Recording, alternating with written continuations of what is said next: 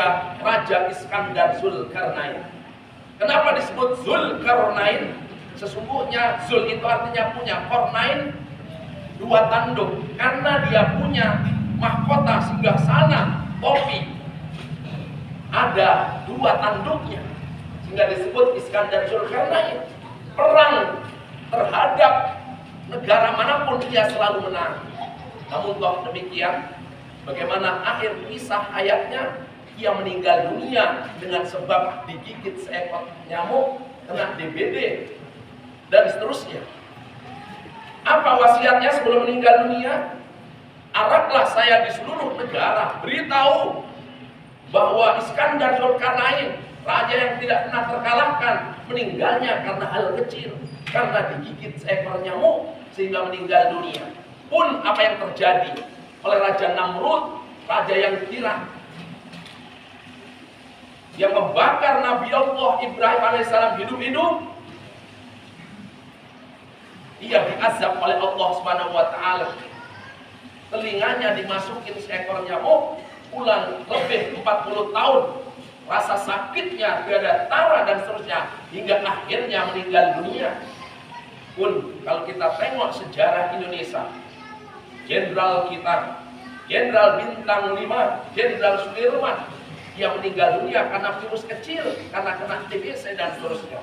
Itu artinya saudaraku yang dirahmati dan dimuliakan oleh Allah, jangan pernah kita menyepelekan hal-hal kecil, karena Rasulullah pernah mengatakan tidak ada dosa kecil yang dilakukan terus-menerus kecuali ia akan menjadi besar. Itu artinya saudaraku sesuatu yang besar karena ada yang kecil. Maka hidup ini perlu ikhtiar, perlu ada sikap prudensial, kehati-hatian dalam hidup ini. Maka saudaraku yang dirahmati dan dimuliakan oleh Allah, itu yang pertama, upaya menggapai rahmat Allah adalah dengan tidak menyepelekan hal-hal kecil. Sampai Rasulullah SAW selalu berpesan kepada istri tercintanya, yakni Aisyah, hai Aisyah, ittaqin nar wala bisyikkin min tamrin, padamkan api neraka walaupun kamu hanya sedekah sebutir kurma setiap harinya. Ternyata ini mendatangkan rahmat Allah Subhanahu wa taala. Hadirin yang dirahmati dan dimuliakan oleh Allah Subhanahu wa taala. Lalu yang kedua, apa yang menjadikan sebab Allah turunkan rahmat untuk kita? Kita sering istighfar, beristighfar mohon ampun pada Allah Subhanahu wa taala.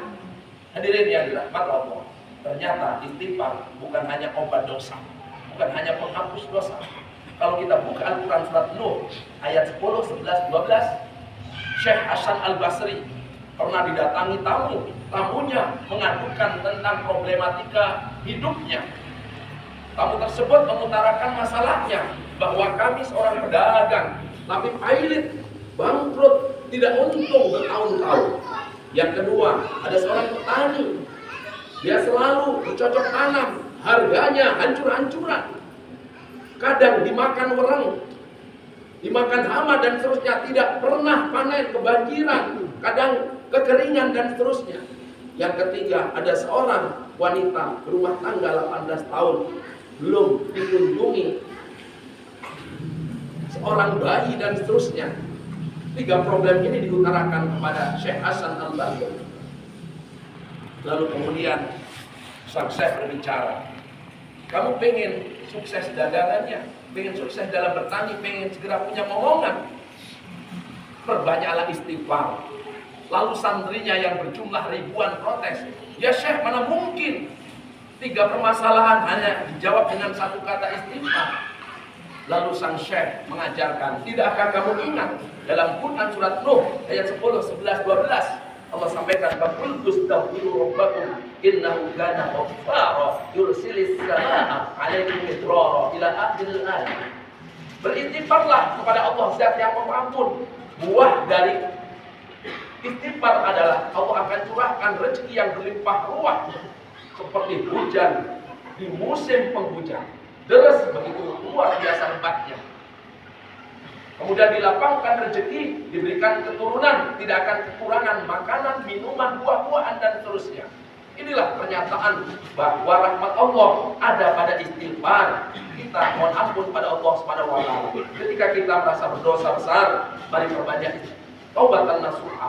Kalau itu dosa kecil, perbanyak istighfar. Karena Rasulullah pernah mengatakan, wallahi demi Allah, saya Muhammad, inilah astaghfirullahal adzim aksar min sab'ina marrah.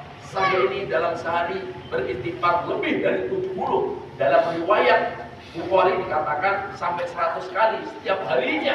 Itu seorang nabi kekasih Allah. Dosa masa lalu sekarang yang akan datang sudah dihapuskan, pun beristighfarnya berpuluh-puluh bahkan beratus-ratus kali. Bagaimana dengan kita yang dosanya begitu banyak? Barangkali dosa yang satu belum didelete, belum dihapus, muncul dosa-dosa berikutnya. Hadirin yang dirahmati Allah. Lalu kemudian bagaimana upaya menggapai rahmatnya Allah? Upaya menggapai rahmatnya Allah adalah dengan kita senantiasa menebar kasih sayang kepada siapa saja. Sampai-sampai Rasulullah SAW mengatakan, malam yarham la yurham. Siapa yang tidak pernah menebar benih kasih sayang tidak bakal disayangi. Maka ini adalah hukum kausalitas sebab akibat.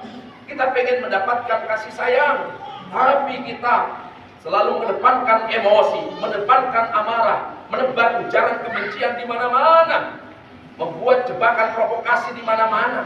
Yang terjadi banyak orang bermusuhan. Mungkin akibat tulisan kita, akibat opini-opini kita, akibat narasi-narasi yang kita buat dan seterusnya. Maka saudaraku yang dirahmati dan dimuliakan oleh Allah Subhanahu wa taala, jangankan kita sesama muslim, sesama non-muslim pun Rasulullah wanti-wanti jangan sampai menebar ujaran kebencian. Sampai Rasulullah